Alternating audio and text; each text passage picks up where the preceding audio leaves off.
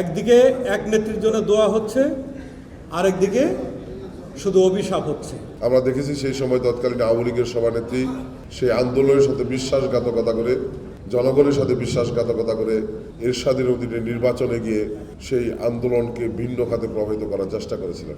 সাবেক প্রধানমন্ত্রী BNP chairperson দেশনেত্রী বেগম খালেদা জিয়া সুস্থতা কামনায় দোয়া মাহফিল ও আলোচনা সভায় আজকের সম্মানিত প্রধান অতিথি, মঞ্চে উপবিষ্ট বিশেষ অতিথিবৃন্দ এবং আমার সামনে উপস্থিত ঢাকাস্থ জামালপুরবাসী সকল আমন্ত্রিত অতিথিবৃন্দদের জানাচ্ছি শুভ মধ্যাহ্ন।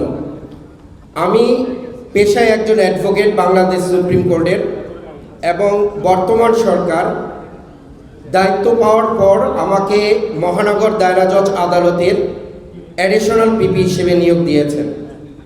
আমি যেহেতু আইনজীবী, আমি একটি কথাই বলবো, একটি অভিজ্ঞতা শেয়ার করব যে আজকে আমাদের জামালপুরের জননেতা শাহ মোহাম্মদ ওয়ারিস আলী মামুন ভাই কেমন লোক ছিলেন। এই ফ্যাসিস্ট সরকারের আমলে যারা কারা নির্যাতিত ছিলেন, যারা এই ফ্যাসিস্টদের বিভিন্ন অত্যাচারে অধিষ্ঠিত ছিলেন, তাদের পাশে কেমন ছিলেন, এই অভিজ্ঞতা শুধু আমি একটু শেয়ার করব। আমাদের মামুন ভাই জামালপুরের কোনো কর্মী ঢাকাতে গ্রেফতার হলে উনি রাতে ঘুমান নাই। আমাকে রাতে 12টা, 1টা, 2টায় উনি আমাকে ফোন দিয়ে খোঁজ খবর নিয়েছেন, ভাই অমুকের কি অবস্থা, কবে জামিন হবে। আপনারা সবই জানেন যে ফ্যাসিস্ট সরকার আমাদের উপর কি পরিমাণ নির্যাতন চালিয়েছে। মামুন ভাইকে আমি দেখেছি, মামুন ভাই কি রকমের চিন্তিত ছিলেন ওই সময় নেতাকর্মীদের জন্য। এই মামুন ভাই আজকে আলহামদুলিল্লাহ নমিনেশন পেয়েছে জামালপুর 5-এর।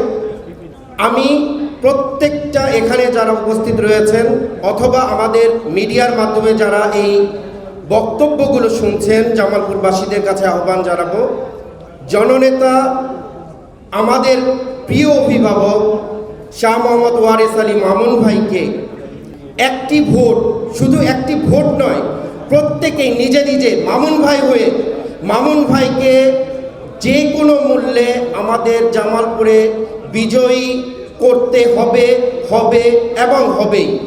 আমরা এখানে যারা আছি অনেকেই ঢাকার ভোটার।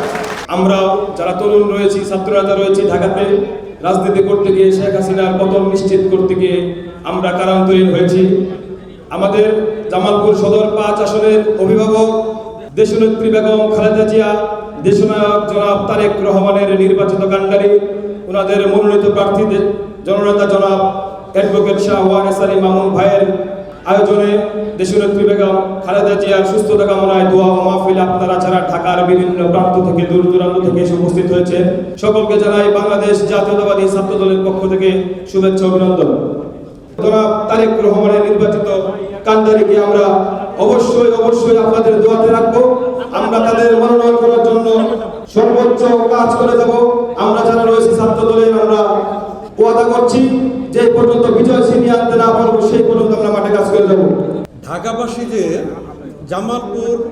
জামালপুর থেকে আগত যারা ঢাকায় আমরা থাকি, আমরা যে একসাথে মিলিত হতে পারি, সেই আজকে যেটা আমরা উপস্থিতি দেখলাম, আজকের এই যমুনা ফিউচার পার্কে আমরা যে মিলিত হচ্ছি, আরও হয়তো অনুষ্ঠানের যদি বাইরে থেকে আসতে হতে পারতো, যোগাযোগ একটু স্বল্পতা হয়তো ছিল।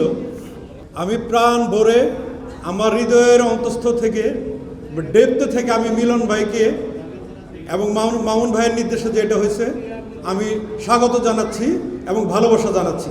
আজকের এই অনুষ্ঠানটা আসলে মূলত দোয়া মাহফিল এবং তার সাথে কিছুটা আলোচনা সভা। দোয়া মাহফিল তার জন্যই হচ্ছে যে 3বারের প্রধানমন্ত্রী, সে এখন আর বিএনপির এককভাবে নেতৃত্ব আমরা যারা বিএনপি করে দাবি করছি না, সে দেশনেত্রী। এমন কোনো দল নেই, এমন কোনো মানুষ নেই, ফকির ভিক্ষুক থেকে শুরু করে সবাই তার জন্য দোয়া করছেন। মানুষ যদি হতে হয়, নেতা যদি হতে হয়, আমার মনে হয় এটা একটা দৃষ্টান্ত, এটা একটা মাইল ফলক। আপনারা সেই ইয়েতে যদি দেখেন, সেই হসপিটালের সামনে কিভাবে তারা ফকির থেকে শুরু করে সবাই তার জন্য মোনাজাত করছে এবং দোয়া করতেছে। একদিকে এক নেত্রীর জন্য দোয়া হচ্ছে, আরেকদিকে শুধু অভিশাপ হচ্ছে। এখন অন্যায় করলে যে কিছু হয়, তার জন্য সেই ইতিহাসের ফেরাউন আর নমরুদের কথা বলা দরকার নাই, ইতিহাস পড়া দরকার নাই। এই বাংলাদেশেই তার জীবন্ত প্রমাণ হয়ে গেছে। জনাব তারেক রহমানের কথার উদ্ধৃতি দিয়ে উনি প্রথম থেকে বারবার একটা কথা বলছেন যে এইবারের নির্বাচন সবচেয়ে কঠিন নির্বাচন। এই কথাটা আমাদের মাথায় রাখতে হবে এবং সেই সাথে আমাদের মনে রাখতে হবে খেলার মাঠে প্রতিপক্ষকে দুর্বল ভাবা একেবারেই সমীচীন নয়। যতই শক্তিশালী হই না কেন, আমাদেরকে প্রস্তুতি নিয়ে মাঠে থাকতে হবে এবং প্রতিপক্ষকে দুর্বল ভাবা যাবে না। আরেকটা কথা, আমরা কখনো প্রতিপক্ষের দুর্নাম করব না। আমাদের যে প্রোগ্রাম জামালপুর সদর উপজেলার উন্নয়নের জন্য মানুষ কি চায় সেটা বুঝে আমরা মানুষের দরবারে হাজির হব। আমি বলবো প্রত্যেক ইউনিয়নের আমাদের যারা নেতাকর্মী আছেন তারা লিস্ট করেন যে আমাদের ইউনিয়নে মানুষের চাহিদাটা কি। প্রত্যেক ইউনিয়নের চাহিদা এক না, ওই চাহিদাগুলো নিয়ে আমাদের প্রাণপ্রিয় আমাদের যে প্রার্থী, আমি একটু বলতে পারি বুকের সাহসে যে জনাব ওয়ারিস আলী মামুন ভাইয়ের মতো প্রিয় মানুষ আমাদের সদর উপজেলায় বিএনপিতে আর নাই। প্রিয় নেত্রী দেশনেত্রী বেগম খালেদা জিয়ার সুস্থতা কামনায় 2026 সালে 12ই ফেব্রুয়ারি নির্বাচনের তারিখ ঘোষণা করেছে, তফসিল ঘোষণা করা হয়েছে। আমাদের এই আগামী নির্বাচন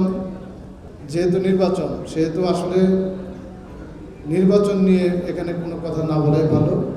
তারপরেও আমি যেটা বলি, আমাদের প্রিয় নেতা অ্যাডভোকেট শাহ মোহাম্মদ ওয়ারিস আলী মামুন সম্বন্ধে এর নতুন করে বলার কিছু নেই।